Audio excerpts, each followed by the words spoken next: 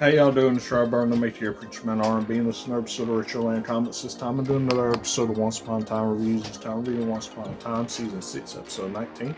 I was on this week's episode. In the flashback scenes, we see that Rumpelstiltskin's mother, the Dark Fairy, the reason she became the Dark Fairy is because she finds out that Rumpelstiltskin is the original savior.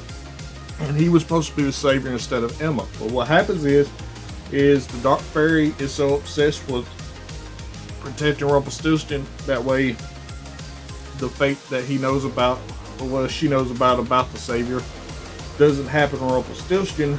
She gets so obsessed with this, and she tries to learn magic, and she becomes the originator of dark magic, the Dark Fairy, and she becomes destined to be the one that Rumpelstiltskin will have to fight in the future.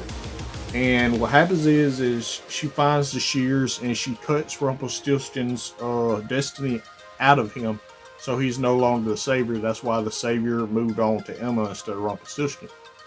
Well, what happens in the present day is Regina and all of them are trying to find the wand to be able to help defeat the Dark Fairy, and they find it at Granny's, up under a jukebox at Granny's.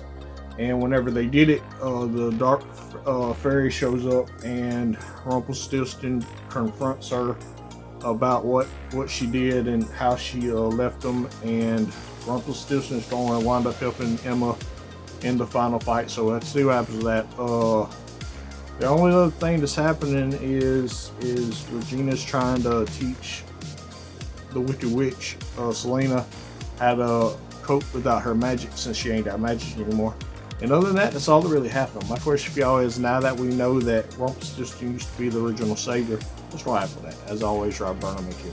I'm going to be signing out. Thanks to you. Awesome. So, comments.